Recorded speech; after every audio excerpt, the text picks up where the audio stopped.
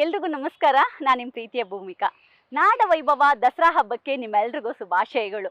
ಮೈಸೂರು ಅಂದ್ರೆ ಮೊದಲನೇದಾಗಿ ನೆನಪಾಗೋದೆ ಮೈಸೂರು ಅರಮನೆ. ಹೌದು, ನಮ್ಮ ಮೈಸೂರು ಅರಮನೆಗೆ 600 ವರ್ಷಗಳ ಇತಿಹಾಸ ಇದೆ.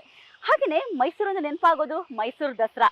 ಮೈಸೂರು ದಸರಾ ಅಂತೂ ಎಷ್ಟು ಚೆನ್ನಾಗಿರುತ್ತೆ ಅಂದ್ರೆ, ಮುಂಚೆ ಮೈಸೂರು ದಸರಾವನ್ನ ಶ್ರೀರಂಗಪಟ್ಟಣ ಹತ್ರ ಸೆಲೆಬ್ರೇಟ್ ಮಾಡ್ತಾ ಇದ್ರು. ಅದಾದ್ಮೇಲೆ ಕಾಲಾನಂತರ ಏನಾಯ್ತು, ಮೈಸೂರು ಪ್ಯಾಲೇಸ್ ಹತ್ರ ನಡ್ಸೋಕ್ ಶುರು ಮಾಡಿದ್ರು. ಈ ಮೈಸೂರು ಅಂತ ಬಂದಾಗ ನನಗೆ ನಿಜವಾಗ್ಲೂ ಈ ಮೈಸೂರು ದಸರಾದಲ್ಲಿ ಹೋಗುವಂತ ಅಂಬಾರಿ ನೆನಪಾಗುತ್ತೆ. ಅಂಬಾರಿ ಅಂದ್ರೆ ಯಾರೇ ಏನೇ ಹೇಳಿ ಅದನ್ನ ನೋಡೋದೇ ಏನೋ ಒಂಥರ ಖುಷಿ. ಯಾಕಂದ್ರೆ ಅಷ್ಟೊಂದು ಟ್ಯಾಬ್ಲೋಗಳಿರುತ್ತೆ. ಅಂಬಾರಿ ಚಾಮುಂಡೇಶ್ವರಿ ದೇವಿನ ಹೊತ್ಕೊಂಡು ಹೋಗುತ್ತಲ್ಲ, ಆ ಚಿನ್ನದ ಅಂಬಾರಿ, ಅದ್ ನೋಡೋದೇ ಏನೋ ಒಂಥರ ಖುಷಿ. ಮೈಸೂರು ಅಂತ ನೆನಪಾಗೋದು ನಮ್ಮ ಮೈಸೂರು ಪ್ಯಾಲೇಸ್. ಖಂಡಿತವಾಗ್ಲೂ ಆ ಮೈಸೂರು ಪ್ಯಾಲೇಸ್ನ ನೋಡೋದೇ ಏನೋ ಒಂಥರ ಖುಷಿ.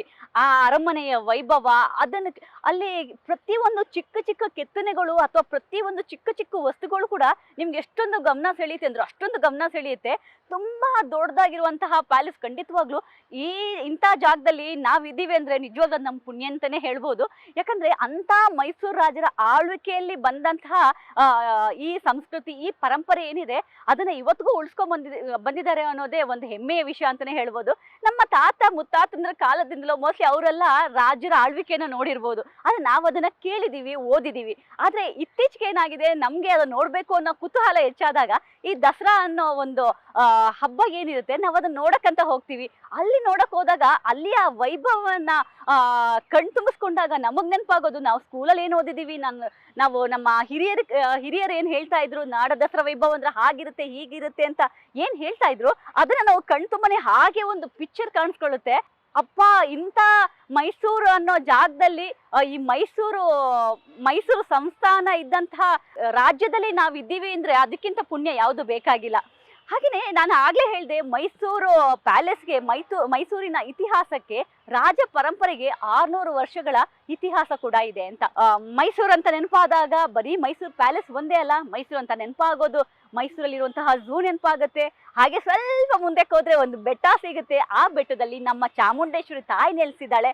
ಹಾಗೆಯೇ ಇನ್ನ ಸ್ವಲ್ಪ ಆ ಕಡೆ ಅಂತ ಹೋದಾಗ KRS ಇದೆ. ಖಂಡಿತವಾಗ್ಲೂ ಇದಂತೂ ಅನೇಕ ರೈತರಿಗೆ ಅಥವಾ ಕುಡಿಯೋ ನೀರಿಗೆ ಎಷ್ಟೊಂದು ಸಹಾಯ ಮಾಡಿರುವಂತಹ ಜಾಗ ಅಂದ್ರೆ ಖಂಡಿತವಾಗ್ಲೂ ನಾವ್ ಯಾವ ಜನ್ಮ ಎತ್ತಿದ್ರು ಆ ಋಣ ತೀರ್ಸಕ್ ಸಾಧ್ಯನೇ ಇಲ್ಲ ಅನ್ಸುತ್ತೆ. ಇವತ್ತಿಗೆ ನಾವೆಲ್ಲ ಏನಾದ್ರೂ ಕಾವೇರಿ ವಾಟರ್ ಕುಡಿತಾ ಇದ್ದೀವಿ ಅಂದ್ರೆ ಅದ್ರ ಕೊಡುಗೆ ನಮ್ಮ ಮೈಸೂರು ಸಂಸ್ಥಾನಕ್ಕೆ ಸಲ್ಲಬೇಕು. ಖಂಡಿತವಾಗ್ಲೂ ನಾವು ಯಾವಾಗ್ಲೂ ಅವ್ರಿಗೆ ಆಭಾರಿಯಾಗಿರ್ಲೇಬೇಕು. ಹಾಗೆಯೇ ಮೈಸೂರು ಅಂದಾಗ ನೆನಪಾಗೋದು ಮೈಸೂರು ಮಲ್ಲಿಗೆ, ಮೈಸೂರು ಬದನೆಕಾಯಿ, ಮೈಸೂರು ಸಿಲ್ಕ್ ಸ್ಯಾರಿ, ಮೈಸೂರು ಪೇಟ, ಮೈಸೂರು ಪಾಕು. ಹಾಗೆಯೇ ಮೈಸೂರು ಅಂತ ಹೇಳಿದ್ರೆ ತುಂಬಾ ವಿಷಯಗಳು ನೆನಪಾಗುತ್ತೆ. ಯಾಕಂದ್ರೆ ಅಷ್ಟೊಂದು ಕೊಡುಗೆಗಳನ್ನ ಈ ಮೈಸೂರು ಸಂಸ್ಥಾನ ಏನಿದೆ ಕೊಡುಗೆಯಾಗಿ ನೀಡಿದ್ದಾರೆ. ನಿಜವಾಗ್ಲೂ ನಾವು ಹೆಮ್ಮೆ ಪಡ್ಲೇಬೇಕು. ಹಾಗೆಯೇ ಮೈಸೂರು ಅಂತ ನಾನು ಅವಾಗ್ಲಿಂದ ಹೇಳ್ತಾ ಇದ್ದೀನಿ. ಮೈಸೂರು ಅಂದ್ರೆ ನನಗಂತೂ ಸಿಕ್ಕಾಪಟ್ಟೆ ಇಷ್ಟ. ಯಾಕಂದ್ರೆ ನಾನು ಯಾರೇ ಕೇಳಿದ್ರು ಯಾವಾಗ್ಲೂ ಹೇಳ್ತೀನಿ, ಮೈಸೂರು ಅಂದ್ರೆ ನಿಮ್ ಫಸ್ಟ್ ನೆನಪಾಗೋದೇನು ಅಂತ. ಮೈಸೂರನ್ನ ನೆನಪಾಗೋದು ನನ್ ಪ್ರತಿಯೊಂದು ನೆನಪಾಗುತ್ತೆ, ಮೈಸೂರನ್ನ ನೆನಪಾಗುತ್ತೆ. ಯಾಕಂದ್ರೆ ನನಗೂ ಮೈಸೂರಿಗೆ ಏನೋ ಒಂಥರ ಕನೆಕ್ಷನ್ ಅಂತ ಯಾವಾಗ್ಲೂ ಅನ್ಸೋದು, ನನಗೆ ಪ್ರತಿ ಸಲ ನನಗೆ ಅನ್ಸೋದು. ಸೊ ಹಾಗಾಗಿ ನಾನು ಯಾವಾಗಾದ್ರೂ ನನ್ಗೆ ಇಷ್ಟ ಬಂದಾಗ, ನನಗೆ ಹೋಗ್ಬೇಕು ಅನ್ಸಾಗ ನಾನು ಮೊದಲನೇಯಾಗಿ ಆಯ್ಕೆ ಮಾಡುವಂತ ಜಾಗ ಅಂದ್ರೆ ಅದು ಖಂಡಿತವಾಗ್ಲೂ ಮೈಸೂರು ಆಗಿರುತ್ತೆ. ತುಂಬಾ ಫೇಮಸ್ಸು. ಯಾಕಂದ್ರೆ ಈ ಮೈಸೂರು ಮಲ್ಲಿಗೆ ತರ ಮಲ್ಲಿಗೆ, ಆ ಪರಿಮಳ ಖಂಡಿತವಾಗ್ಲೂ ಬೇರೆ ಯಾವ ಮಲ್ಲಿಗೆಯಲ್ಲಿ ಸಿಗಕ್ ಸಾಧ್ಯನೇ ಇಲ್ಲ ಅಂತ ಹೇಳ್ಬೋದು. ಹಾಗೇನೆ ಮೈಸೂರು ಪಾಕ್. ಈ ಮೈಸೂರು ಪಾಕ್ ಎಷ್ಟೊಂದು ಫೇಮಸ್ ಆಗಿದೆ ಅಂದ್ರೆ ಯಾರೇ ಬಂದ್ರು ಮೊದಲನೇದಾಗಿ ಕೇಳೋದು ಮೈಸೂರು ಪಾಕ್ ಬೇಕು. ಯಾಕಂದ್ರೆ ಮೈಸೂರು ಪಾಕ್ ಅನ್ನೋದು ಶುರುವಾಗಿರೋದೇ ಮೈಸೂರಿಂದ, ಅದ್ರ ಕೊಡುಗೆ ಕೂಡ ಮೈಸೂರಿಗೆ ಸಲ್ಲಬೇಕು. ಹಾಗೆಯೇ ಮೈಸೂರು ಪೇಟ. ಎಸ್, ಮೈಸೂರು ಪೇಟ ಅಂದ್ರೆ ಮುಂಚೆ ಏನ್ ಮಾಡ್ತಾ ಇದ್ರು, ಅದು ಪರಂಪರೆ ಶುರುವಾಗಿರೋದೇ ರಾಜರ ಆಳ್ವಿಕೆಯಲ್ಲಿ ಇದ್ದಾಗ, ರಾಜ ಪರಂಪರೆಯಿಂದ ಶುರುವಾಗಿರೋದು. ಯಾರೇ ಗಣ್ಯ ವ್ಯಕ್ತಿಗಳು ಬರ್ಲಿ ಅವರಿಗೆ ಪೇಟವನ್ನ ತೊಡಿಸುವಂತಹ ಒಂದು ಪದ್ಧತಿನ ಅವ್ರು ಬೆಳೆಸ್ಕೊಂಡ್ ಬಂದಿದ್ರು. ಆದ್ರೆ ಇತ್ತೀಚೆಗೆ ಏನಾಗಿದೆ, ಯಾವುದೇ ಶುಭ ಸಮಾರಂಭ ಇರ್ಬೋದು, ಯಾವುದೇ ಮದುವೆ ಇರ್ಬೋದು, ಅಥವಾ ಯಾವುದೇ ಒಂದು ಕಾರ್ಯಕ್ರಮ ಇರ್ಬೋದು, ಅಂತ ಕಾರ್ಯಕ್ರಮಗಳಲ್ಲಿ ಎಲ್ರಿಗೆ ಪೇಟವನ್ನ ತೊಡಿಸುವಂತಹ ಒಂದು ಪದ್ಧತಿನ ಹಾಗೆ ಮುಂದುವರ್ಸ್ಕೊಂಡು ಹೋಗ್ತಾ ಇದ್ದಾರೆ. ನಿಜವಾಗ್ಲೂ ತುಂಬಾನೇ ಖುಷಿ ಅನ್ಸುತ್ತೆ. ಮೈಸೂರು ಸಿಲ್ಕ್ ಅಂದ್ರೆ ಎಲ್ಲರೂ ತುಂಬಾನೇ ಇಷ್ಟಪಡ್ತಾರೆ. ಅಷ್ಟು ಚೆನ್ನಾಗಿರುತ್ತೆ ಮೈಸೂರು ಸಿಲ್ಕ್ ಸ್ಯಾರೀಸು, ಅಥವಾ ಸಿಲ್ಕಿಂದ ಮಾಡಿರುವಂತ ಪ್ರತಿಯೊಂದು ವಸ್ತುಗಳು ತುಂಬಾನೇ ಚೆನ್ನಾಗಿರುತ್ತೆ ಪ್ರತಿಯೊಂದು. ಸೊ ಹಾಗಾಗಿ ಮೈಸೂರು ಸಿಲ್ಕ್ ಅನ್ನೋದು ಎಲ್ರಿಗೂ ಫೇಮಸ್ ಅಂತ ಖಂಡಿತವಾಗ್ಲೂ ಗೊತ್ತು.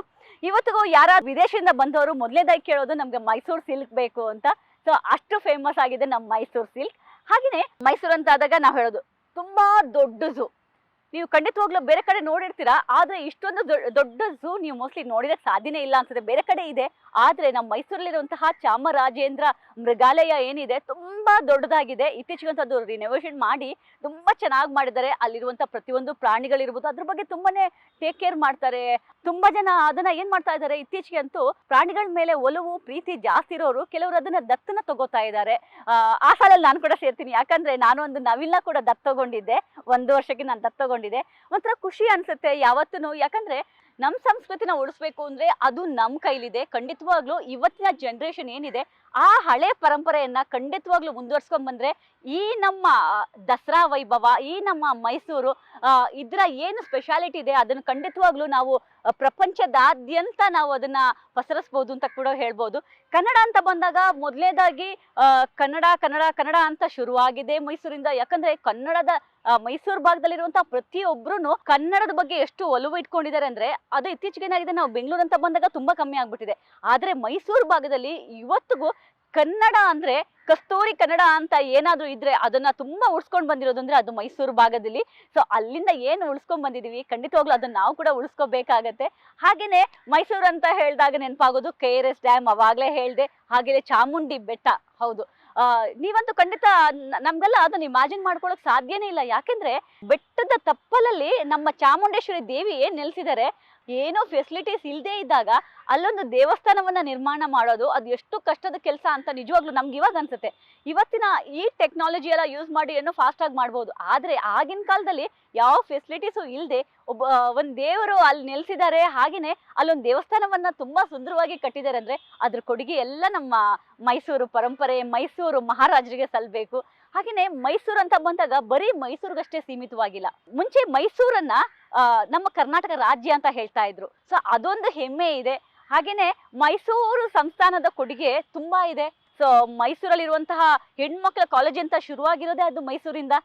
ಸೊ ಹಾಗಾಗಿ ನಮ್ಮ ಮೈಸೂರಿನ ಸಂಸ್ಥಾನ ಕಡೆಯಿಂದ ಏನೇನು ಕೊಡುಗೆಗಳನ್ನ ನೀಡಿದ್ದಾರೆ ನಮ್ಮ ಮೈಸೂರು ಮಹಾರಾಜರು, ಖಂಡಿತವಾಗ್ಲೂ ನಾವು ಅವ್ರಿಗೆ ಎಷ್ಟು ಜನ್ಮ ಎತ್ತಿದ್ರು ನಾವು ಅವರ ಋಣವನ್ನು ತೀರ್ಸಕ್ ಸಾಧ್ಯನೇ ಇಲ್ಲ. ಆ ಮೈಸೂರು ಪರಂಪರೆಯನ್ನ ಏನಿದೆ ಅದನ್ನ ನಾವೆಲ್ಲ ಉಳಿಸ್ಕೊಂಡ್ ಬರೋಣ. ಆ ಮೈಸೂರು ದಸರಾ ಏನಿದೆ ಅದನ್ನೆಲ್ಲ ನಾವು ಕೊಂಡಾಡೋಣ. ಯಾರ್ಯಾರು ಮೈಸೂರು ನೋಡಿಲ್ಲ ಖಂಡಿತವಾಗ್ಲೂ ಈ ಸಲ ದಸರಾನ ಮಾತ್ರ ಯಾರು ಮಿಸ್ ಮಾಡಬೇಡಿ. ಯಾಕೆಂದ್ರೆ 2 ವರ್ಷಗಳ ನಂತರ ಅಂದ್ರೆ ಕೋವಿಡ್ ಇದ್ದಿದ್ರಿಂದ 2 ವರ್ಷ ಯಾರು ದಸರಾವನ್ನ ಸೆಲೆಬ್ರೇಟ್ ಮಾಡಿಲ್ಲ. ಹಾಗಾಗಿ ನಮ್ಮ ಕರ್ನಾಟಕ ಸರ್ಕಾರ ಈ ಸಲ ತುಂಬಾ ವಿಜೃಂಭಣೆಯಿಂದ ಯಾರು ದಸರಾವನ್ನ ನೋಡಿಲ್ಲ, ಯಾರು ಮೈಸೂರನ್ನ ನೋಡಿಲ್ಲ, ಖಂಡಿತವಾಗ್ಲೂ ಈ ದಸರಾನ ಮಿಸ್ ಮಾಡ್ಕೋಬೇಡಿ. ಸೊ ನನ್ನ ಕಡೆಯಿಂದ ನಿಮ್ಮೆಲ್ರಿಗೂ ಮತ್ತೊಮ್ಮೆ ದಸರಾ ಹಬ್ಬದ ಹಾರ್ದಿಕ ಶುಭಾಶಯಗಳು. ಮೈಸೂರಲ್ಲಿ ಏನೇನು ಸಿಗುತ್ತೆ, ಏನೇನು ನೋಡಕ್ ಜಾಗ ಇದೆ ಅದನ್ನ ಯಾವುದು ಮಿಸ್ ಮಾಡಬೇಡಿ. ನೋಡೋದು ನೀವು ದಡ್ಡರಾಗ್ತೀರಾ. ಸೊ ಹಾಗಾಗಿ ನನ್ನ ಕಾರ್ಯಕ್ರಮ ನಿಮ್ಗೆ ಇಷ್ಟ ಆಗುತ್ತೆ ಅಂತ ನಾನು ಅನ್ಕೊಂಡಿದ್ದೀನಿ. ಸೊ ನನ್ನ ಕಾರ್ಯಕ್ರಮ ಇಷ್ಟ ಆದ್ರೆ ನೀವೇನ್ ಮಾಡ್ಬೇಕು, ನಮ್ಮ ಚಾನೆಲ್ನ ಸಬ್ಸ್ಕ್ರೈಬ್ ಮಾಡಬೇಕು, ಲೈಕ್ ಮಾಡಬೇಕು, ಕಮೆಂಟ್ ಮಾಡಬೇಕು, ಶೇರ್ ಮಾಡಬೇಕು. ಧನ್ಯವಾದಗಳು.